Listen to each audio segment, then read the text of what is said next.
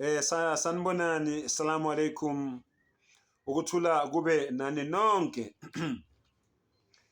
Lana ngifuna nje ukuthunuka amanxeba. Ngithunuka amanxeba, ngivusa izinhliziyo ezidangele. Ngiletha umunyu. Ngiletha ukukhathazeka. Niyabona ezweni kwenzakalani bafowethu.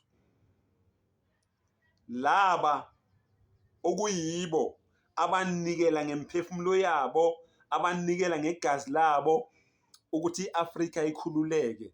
Uma ngabe kuthiwa bayavuka namhlanje, bazokujabulela yini indlela abayibona iAfrika iyiyo? Ungizwile, angithangi South Africa. Ngithi iAfrika abayibona iyiyo. Uma kuthiwa bayavuka manje, kuthiwa bhekani ukuthi igazi lenu njengoba lachitheka nje, njengoba nalengiswa nje, nanilengiselwani, bukani imphumela yani yeminikelo yenu, ninikela ngeimpilo zenu. Ingabe bazokujabulela yini? Ingakho ngithi ngivusa inhlungu ngoba ngikhathazekile nami njengomhlali waseAfrika, njengomsinzi wokuzimilela waseAfrika, njengendodana yaseAfrika. Ngikhathazekile, kubuhlungu, akumnandi uma ubona abafowethu nodade wethu, nomama nobaba, nomkhulu nogogo, nezingane zethu sihlukumezeka ngale ndlela esihlukumezeka ngayo. Kodwa iAfrika ibe inakho konke okungayiqeda lokuhlukumezeka. Kodwa still siyahlukumezeka, siyaphambili.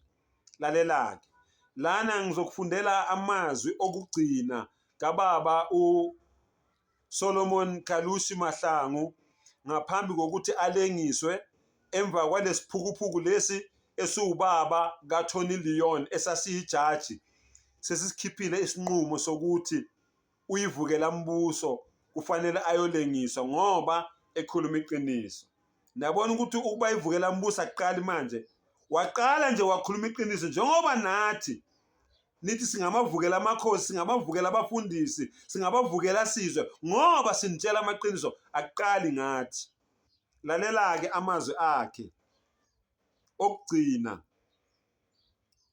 Uthi igazi lami liyoqhakaza isihlahla. Subhanallah. Igazi lami liyoqhakaza isihlahla esiyozala izithelo zenkululeko. Igazi lami liyoqhakaza isihlahla, noma liyoqhakazisa isihlahla esiyozala izithelo zani zenkululeko. Lalela-ke amazwi angizwisa ubuhlungu. Amazwi akhe angizwisa ubuhlungu-ke manje. Ngiyawezwa nje lawe igazi lakhe. Lalela-ke la ngizwa khona mina ubuhlungu, angazi noma wena nawe uzobuzwa yini. Tshela abantu bami ukuthi ngiyabathanda. Tshela abafowethu nodade wethu base-Afrika ukuthi ngiyabathanda. Baqhubeke nokulwa, balwele inkululeko, bangalilahli ithemba. Alutha continua. Alutha continua. Izwi lakhe lokugcina, I love you Africa. Umzwile? Akathi I love you South Africa. Uthini? I love you Africa. Ngiyanithanda noma ngiyakuthanda Afrika. Qhubeka-ke wena nezinophobia. Hayi labantu laba, mabahambe labantu laba. Hayi asibafuni thina lana, mabahambe baye eZimbabwe, mabahambe baye eMaputo ini. Ukhulunyiswa ingqondo efile. Yingoba uwazi umlando wakho. Ukuthi lo muntu lo othi akahambe umfowenu, lo muntu lo othi akahambe udadewenu. Ulala kanjani ebusuku? Umntwana dethi bamuse ekliniki ngenxa yokuthi umama wakho waseZimbabwe wamjikisa wena, wafela endleleni lo mntwana. Ulala kanjani ebusuku? udadewenu ade ekhulelwe esikwa ethi uye ekliniki ngoba waseMozambique wamjikisa wena ingane yafela esiswini naye waze wafa, ulala kanjani ebusuku?